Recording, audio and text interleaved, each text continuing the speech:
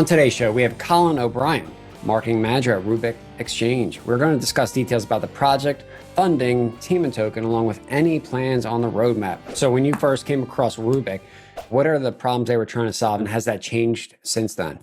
Yeah, so they're trying to solve the problem of interoperability between the different blockchains and how we can move value between them easily. Right now, it's a very cumbersome process where you are making multiple trades, using multiple services to just get one token migrated into another token on a different blockchain network. It's still a headache. But Rubic, we have over 21 blockchain networks, part of the ecosystem, over 60 DEXs, dozens of bridges.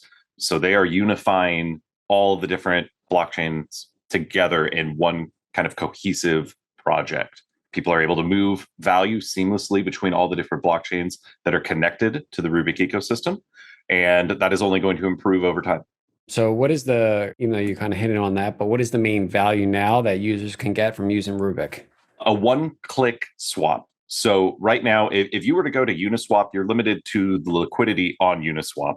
Same with 1inch or SushiSwap or any other major decentralized exchange. You're limited to just their liquidity and what blockchain networks those decentralized exchanges are located on. By using somebody like Rubic, you are now opening yourself up to all the liquidity. Again, over 60 different decentralized exchanges across 21 blockchains. So now we have over 15,500 tokens at your disposal where you can just swap value to and from tokens freely. And now this whole thing is predicated upon the fact that applications are going to be built across all these blockchain networks. That is what Rubic is facilitating. Seamless value transfer. When did you guys first launch? When you guys distributed, I guess, across the globe? Launched back in late 20. Okay. We just celebrated our 2-year anniversary. So it was September of 20 that Alexandra Korniva and Vladimir Tokhamarov, our founders, started Rubic. And they started with a team of 4, actually. Now we have 30 people on team. We are a global team. Absolutely. Pretty much everyone is these days, right? In the space, at least. Yep. And do you want to hit on that, the founders and kind of their background that, gives credit to Rubic? Yeah, well, between our C-level execs, they have experience working for major companies like Microsoft, Visa, dozens of years of experience working in businesses like that and in traditional finance as well. That has translated into, they got involved in blockchain before the huge leg up in 2016, 2017. Why would a user want to go to Rubic Exchange and not use 1inch or Uniswap that exists right now and has a trust factor? Absolutely. Well, we leverage Uniswap, 1inch, SushiSwap. We utilize their liquidity. So if I wanted to trade a certain token, and I just go to one of those providers, I may not be getting the best value for my trade. What we're doing is we're aggregating all of those different projects and all the liquidity that they have, and we are parsing through to see who has the best rates and who is going to execute that to retain as much value as possible on your swap. I like to call us an aggregator of aggregators. So what applications or, let's say, companies or businesses do you see in the future that could integrate your product within their offering, and what might that look like? Absolutely. I'm glad you asked that. Our team has put together a software development kit. It is really easy to integrate. We've had teams integrate it in as little as 30 minutes. It's free, it's white label, and it's fully customizable. So let me give you an example, because Web 2 companies are going to come into the fold of Web 3 over time, right? So let's take some popular apps right now. Say I have Venmo. I just bought my friend some lunch. He reimbursed me. He gave me $30, right? Now I've got $30 in my Venmo, and now I want to use an Uber, right? The way it's currently done is Venmo needs to then send the money through your bank, and then your bank needs to issue that credit over to Uber, and now I can use that credit over in Uber. Web 2 is built around that centralized process of needing to have somebody there that is going to give you permission and that is reliable, right? And you're paying for that service, essentially.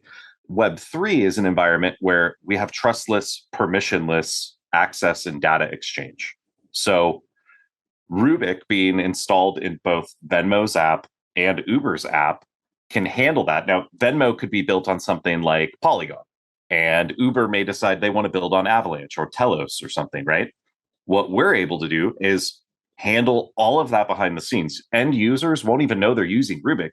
They're using their apps.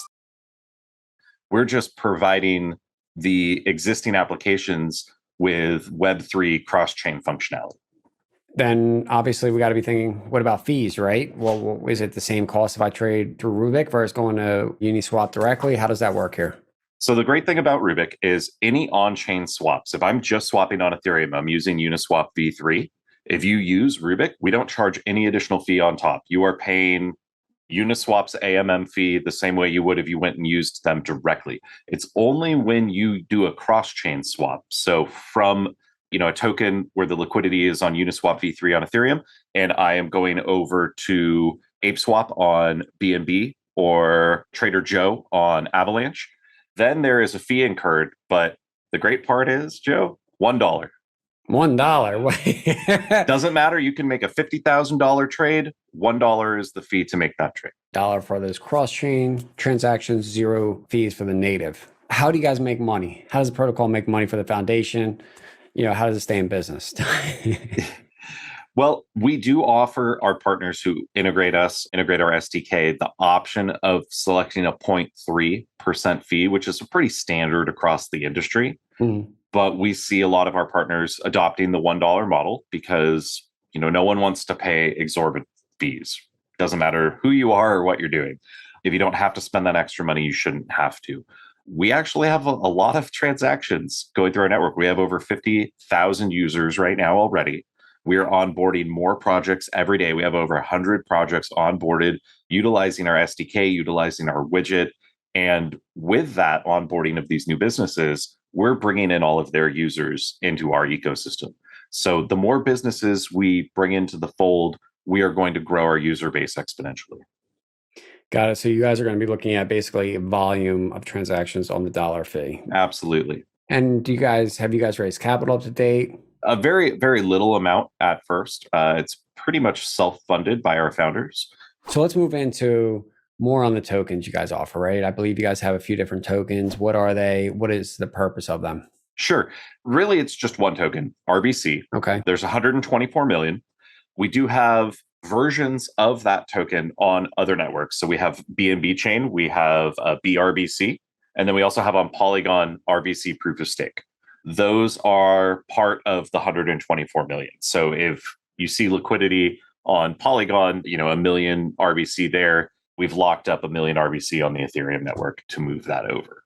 Tokens are used for governance. Currently, right now, our community just voted on a governance feature where if you have over 5,000 RBC, you have lifelong no fees. Beyond the 5K, do you see any future benefits or any proposals that may get voted on for any type of rev share back to those token holders? Yes. So we actually have staking right now, and our users are able to be rewarded in either RBC or stablecoin based on the revenue that the company is generating through our fees. So we're doing fee sharing essentially with our token holders as long as they're staking their tokens. We're sharing a lot of our fees out with our partners and, again, our token holders. But again, we're banking on volume to really drive revenue for our business. So you mentioned NFTs there, right? So I got, with this cross-chain trading, is NFTs come into play at any point? And if so, when? Absolutely. We actually have an NFT widget right now that allows you to shop NFTs across a number of different NFT marketplaces, the same way you could with a current eShop. So a lot of these different marketplaces right now, they have single solitary buys, right? It's almost like an auction, an eBay auction. What we're offering is more like an Amazon shopping cart. You're able to select and choose which NFTs you want from a certain collection or between multiple collections, and then purchase them all at once. And again, you can do that using whatever token you have. We're doing the conversion on the back end for you. So you just have value in whatever token, again, over 15,500 tokens in our ecosystem, and you can buy whatever NFTs you want.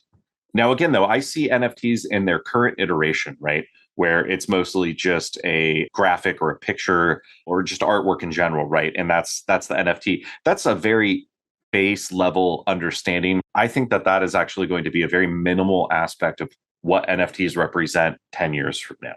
Awesome. Awesome. So what's happening in the future when it comes to the roadmap, right? What are you guys looking to implement? What may be occurring in the next year? What can users expect? We are going to continue building. We haven't stopped. In fact, we've accelerated with the recent downturn in the market conditions.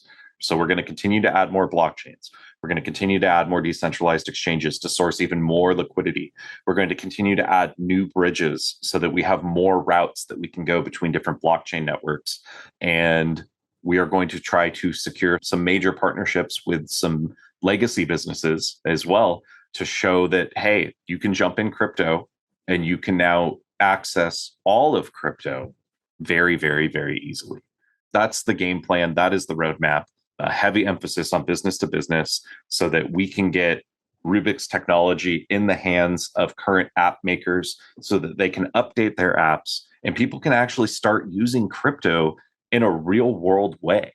At the end of the day, that's what this is all about. It's about using a new type of money in this new data system that we've created. And currently it's complicated, right? Rubic removes that complication. I agree. All right. And so for all the users, what should they do? Where should they go? You can check us out at rubic.exchange. We have all of our socials information there. We have all of our documentation. Everything is available open source on our GitHub. So if you really are a technical person or you're a developer, you're a business, you want to take a look at what we're actually doing, what we're building, you can go over to our GitHub and check out all the information regarding Rubic.